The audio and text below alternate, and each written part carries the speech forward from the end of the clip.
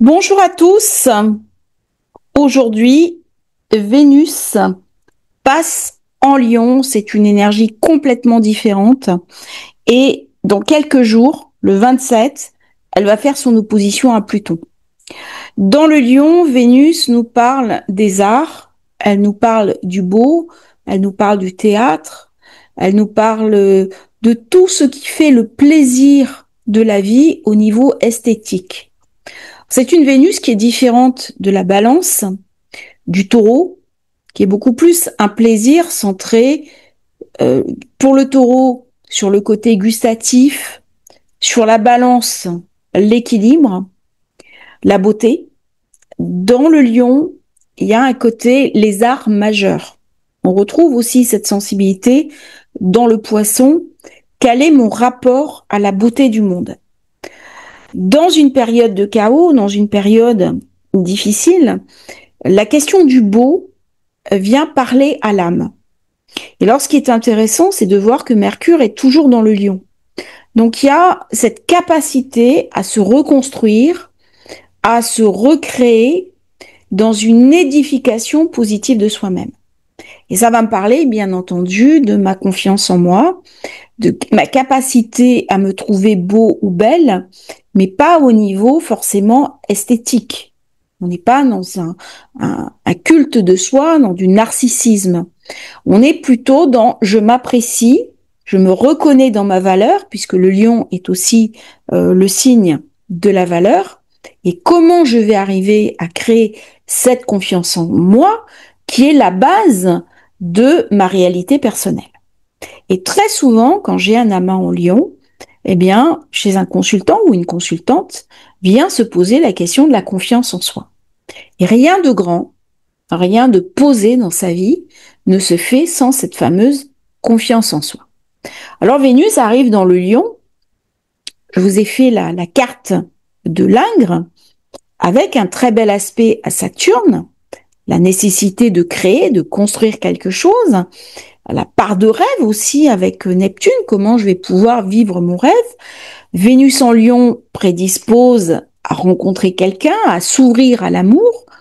C'est non seulement l'amour humain, mais c'est aussi le désir, et c'est le fruit du désir, à savoir l'enfant.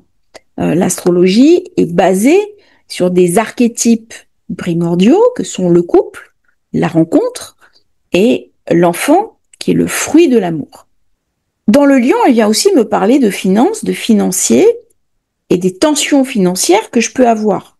Avec un Jupiter en Cancer, ça met l'accent, bien entendu, sur l'inflation, sur la réduction du pouvoir d'achat, puisque je me retrouve dans des difficultés financières, je ne peux pas offrir à ma famille ce que j'ai envie de lui offrir. Et nous avons d'ailleurs le Premier ministre qui a fait un discours aujourd'hui sur la dette de la France et les problèmes financiers. Donc ça arrive aussi dans cette logique de Vénus en Lion qui me parle budget, qui me parle restriction de budget ou au contraire dépenses. Soit je peux dépenser, tout va bien, mais si je ne peux pas dépenser, il va y avoir une forme de frustration. Rapidement, Vénus va faire cette opposition à Pluton. Pour l'instant, elle est en préparation. On va regarder maintenant la carte de Vénus avec Pluton. Avant, on va parler de cet idéal, puisque Vénus en Lion, elle me parle aussi d'un idéal de loyauté, une espèce d'idée que l'amour est une émotion supérieure aux autres. Si elle vient me parler aussi de luxe, Vénus dans le Lion, quand elle est tournée vers l'aspect consommation, c'est une Vénus qui aime le brillant, qui aime les belles choses, les beaux objets. Et donc, c'est coûteux. Il y a aussi l'image que je projette de moi, qui est une image brillante. Alors, on n'est pas dans le brillant au niveau intellectuel. On est beaucoup dans le brillant paraître, qui vient parfois aussi guérir une blessure narcissique. Quand j'ai été dévalorisée par mes parents, quand j'appartiens à une famille qui a été dévalorisée, qui a été défavorisée, et que moi je réussis, eh bien je vais guérir aussi cette blessure narcissique par du paraître, par une image que je projette de moi de réussite. Alors, je lisais un livre il y a quelques jours qui est assez intéressant et qui parlait de la différence entre la richesse et la fortune. Où la richesse, j'ai besoin de montrer aux autres que j'ai réussi. C'est le standing. Et la richesse, au contraire, c'est je montre aux autres. Et la fortune, eh bien, je possède et je n'éprouve pas le besoin de montrer aux autres. Donc il y a deux conceptions, et avec cette lune qui est en balance, qui me parle bien sûr de cet équilibre à trouver, Vénus qui est en Lion, la lune elle est opposée à Neptune et à Saturne, Vénus elle fait au contraire un bel aspect, eh bien elle me montre deux images d'elle-même. Et j'ai le choix entre cette image de la richesse ou cette image de la fortune. Et Vénus en Lion, elle va beaucoup plus me marquer la fortune, la richesse, pardon, c'est-à-dire ce que je vais montrer de moi, de ma propre réussite. Et si je n'arrive pas à m'entourer de certains signes ostentatoires, ça va créer une forme de frustration. Alors, bien entendu, ce n'est pas parce que j'ai Vénus en Lion dans mon thème de naissance que je vais fonctionner comme ça. Là, nous sommes au niveau des grands archétypes. Ça vient me parler aussi d'une société qui a réussi, d'une intelligentsia, d'une société qui a du brillant, qui a besoin de se montrer, qui a besoin de se mettre en avant.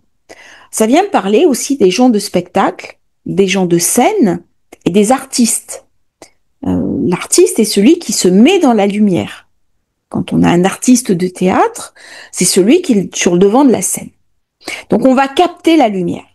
Et Vénus en Lion est une Vénus qui va très bien capter la lumière. Et d'ailleurs, ça va donner des visages qui reflètent une lumière très photogénique, qu'on peut maquiller facilement quand c'est des femmes, parce qu'il y a une façon de capter l'image qui est très particulière. C'est pas toujours des visages très beaux, c'est pas ça l'idée. Mais il y a une captation de la lumière très particulière dans Vénus en Lion. Bien entendu, Vénus peut aussi sublimer. L'idée de la brillance, l'idée de cette mise en lumière, je peux aussi irradier ma propre lumière. Je peux l'utiliser pour me recréer, me co-créer. C'est une Vénus qui va chercher l'amour, elle va chercher l'amabilité dans un besoin de reconnaissance. C'est une Vénus qui est très tournée vers la reconnaissance sociale et qui va avoir besoin, avec ce genre de configuration, d'une notoriété et de paraître aimable, bienveillante dans le regard des autres. Le 27, elle va rentrer dans cette opposition à Pluton et là, elle va m'amener un tout autre narratif. On va regarder maintenant cette carte et voir un petit peu ce que ça peut venir nous raconter. J'ai toujours tendance à me méfier de Vénus qui s'oppose à Pluton, parce que ça va amener de la corruption. Ça peut amener des scandales financiers, ça peut amener une forme de fatalité. C'est souvent dans les périodes de grande tension, dans les périodes de guerre, des moments où il y a des renforcements au niveau des combats et malheureusement des exactions. Il y a dans cette période une stabilité impossible. Il y a d'énormes configurations, déflagrations.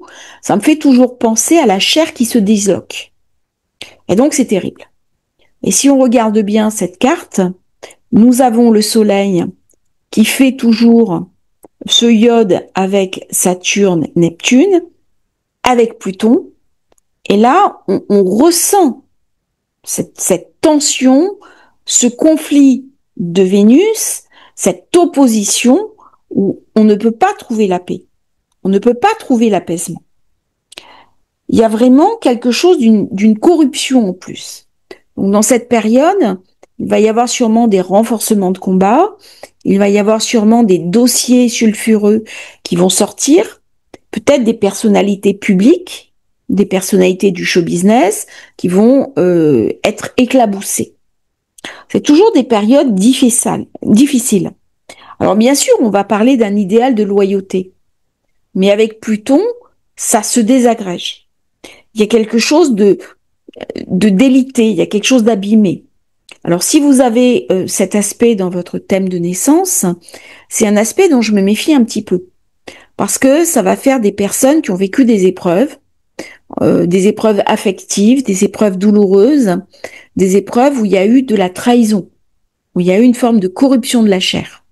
Ça peut être des personnes qui ont vécu des formes d'abus, des abus moraux, psychologiques, voire même pire, si la suite du thème vient le confirmer. C'est donc un aspect douloureux, aussi bien en opposition qu'en carré. Je me méfie beaucoup de cette opposition. Normalement, les oppositions sont un peu plus faciles à digérer que le carré, parce que c'est deux points de vue antagonistes. Mais Vénus est une planète très charnelle. Elle vient me parler de mon corps. Elle vient me parler de mon individualité corporelle. Et donc, quand c'est touché, ça laisse présupposer que j'ai vécu des violences, que j'ai vécu des attaques sur ma propre corporalité.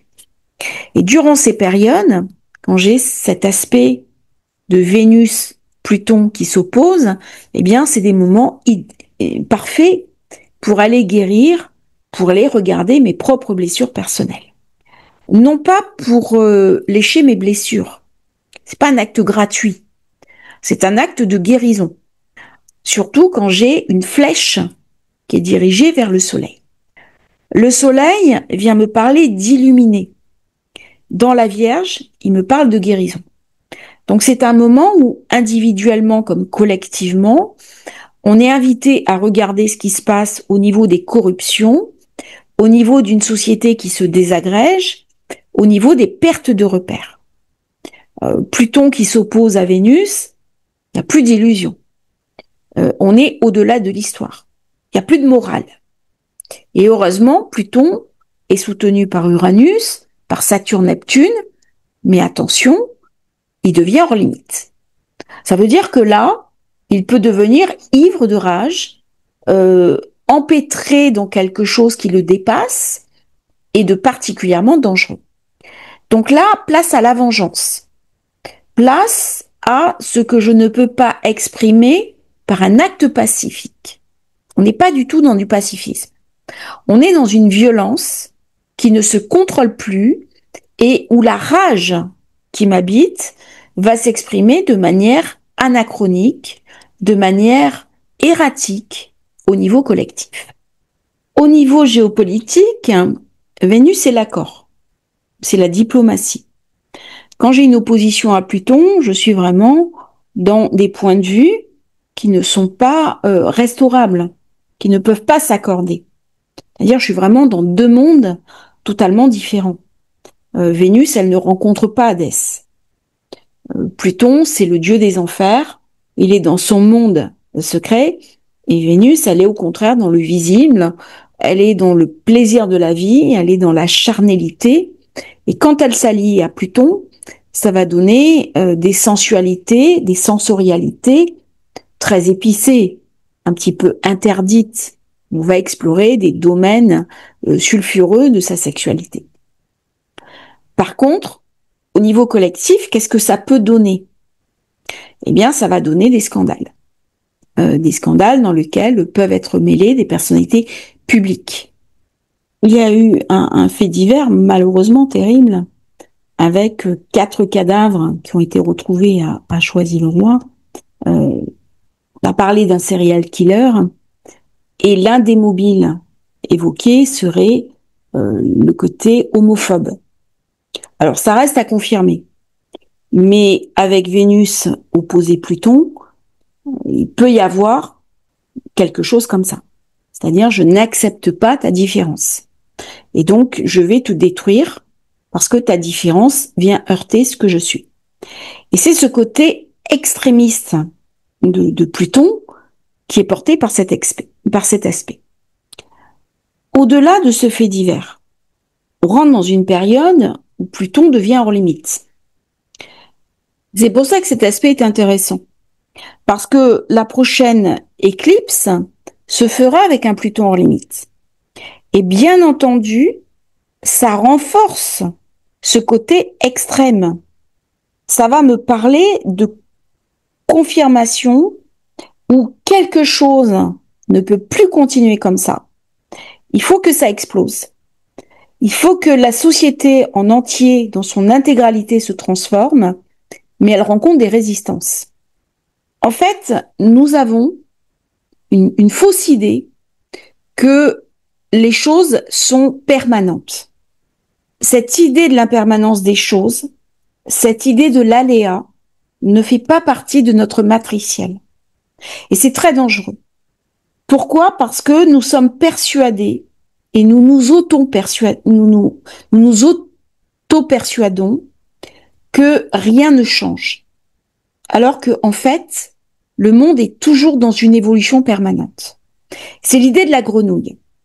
Je plonge une grenouille dans une casserole, j'augmente petit à petit le feu, et en fait, la grenouille ne s'aperçoit pas que l'eau commence à bouillir. Et donc, il y a une anesthésie. Et cet aspect Pluton-Vénus hors limite va m'obliger à sortir du cadre dans lequel je suis plongée. Et la réaction va obligatoirement être explosive. Et c'est en ça qu'on est sur des révélations. Ce sont des transformations extrêmes. On est dans une fin de cycle. Et les fins de cycle ne sont jamais faciles. On va parler des douleurs de l'accouchement. On va parler de ces sociétés qui se transforment aussi dans la violence et par la violence. Et lorsque c'est profond, c'est non seulement irrémédiable, mais c'est toujours violent. Si on regarde la Révolution française, il y a eu une époque de la terreur qui a été particulièrement cruelle, voire même pire que ce qui existait avant. Et donc cette idée de Pluton qui s'oppose à Vénus au moment où Pluton devient hors limite est quand même impressionnant parce que Vénus est en signe de feu et ça rajoute, ça met de l'huile sur le feu quelque part. C'est-à-dire que je vais plus pouvoir fonctionner comme avant. Il y a quelque chose qui va m'échapper. Il y a quelque chose qui est au-delà de la logique, au-delà de la cohérence. Il y a un côté très destructeur dans cet aspect.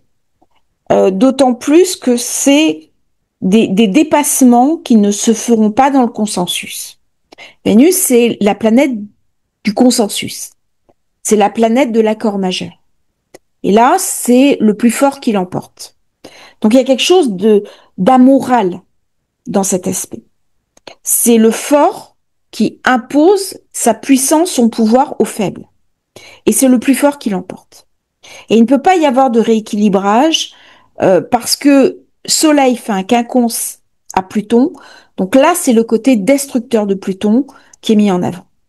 Et la meilleure manière de prendre en route cet aspect, c'est d'accepter ce côté destructeur et de m'y adapter. C'est-à-dire comment je vais pouvoir nager dans ce chaos qui est en train d'arriver, comment je vais pouvoir m'adapter à la situation, à l'impermanence de la situation et ne pas sombrer au niveau moral. Il y a quelque chose de non conventionnel. Donc Pluton, il est en dehors des règles. C'est le destructeur des mondes. Mais si on détruit un monde, ça veut dire qu'on permet à un autre univers d'émerger. Donc il arrive toujours au temps extrême. J'allais dire, dans ce temps de la finitude des empires. Lorsqu'un empire bascule vers quelque chose qui n'est plus prévisible. Ça peut me parler aussi de décadence extrême de certaines sociétés. De sociétés qui vont se transformer au profit d'autres sociétés qui vont émerger. Et là, on est beaucoup plus sur quelque chose de collectif. Alors, ça laisse supposer aussi ce qui va se passer début septembre en France, où on ne sait pas très bien qui est qui fait quoi, mais il est possible qu'il y ait en sous-main des personnes qui récupèrent. Et Pluton est très manipulateur. Il est très fort dans les thèmes des pervers narcissiques, qu'on récupère un mouvement qui ne dit pas son nom au profit de toute autre chose. Et il peut y avoir quelque chose de très malsain dans ces manipulations de Pluton, de ces manigances où tout est fait en sous-main. C'est caché. Et d'ailleurs, on voit bien Soleil, Mercure qui sont en zone 12. Et là, eh bien, c'est le secret.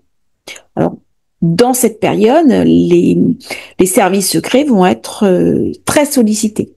Ça peut me parler aussi de l'Iran et de ce qui se passe entre Iran, États-Unis, Israël. Ça peut faire peser des menaces, bien sûr, sur des centrales nucléaires avec des risques de fuite. Ça ne veut pas dire qu'une centrale nucléaire explose. On n'est pas sur un carré. Mais il y a quand même, du moment où Pluton devient hors limite, une certaine forme de risque qu'il va falloir anticiper. Quand il y a eu des drones qui ont été lancés sur des centrales nucléaires, c'est vraiment pas raisonnable. Et ça m'étonne qu'il n'y ait pas plus de voix au niveau collectif pour dénoncer ce genre de choses. Parce que c'est la sécurité de tout le monde qui est concerné par ce genre d'attaque. C'est pas uniquement j'attaque un pays. Non, on est tous concernés s'il y a une fuite radioactive. Et là, ça va nous mettre l'accent aussi sur la radioactivité ambiante, sur les grandes pollutions. Et dans les périodes où Pluton est négatif, eh bien, il fait peser des menaces, mais qui dépassent un conflit classique. Et donc, ils peuvent très bien se fâcher dans les temps qui viennent. Alors, bien entendu, il ne faut pas rentrer dans une forme d'anxiété astrologique. On étudie les configurations en présence. C'est un aspect qui est contrebalancé par Uranus, par Neptune, Saturne, et qui va être aussi contrebalancé quand la Lune va arriver en conjonction à Pluton. J'espère que cette vidéo vous aura intéressé. N'oubliez pas de vous abonner à la chaîne. Je vous remercie pour les nombreux commentaires que je reçois. Ça me fait énormément plaisir. Vous avez le lien pour vous abonner à la newsletter. C'est complètement gratuit et je vous envoie comme ça des informations complémentaires plusieurs fois par semaine en marge un petit peu des vidéos afin d'apporter un autre éclairage un petit peu plus positif, un peu plus personnel sur mes remarques, sur les aspects en présence et comment les vivre au mieux. À bientôt sur Astrologie Facile pour un nouveau partage. Merci à tous.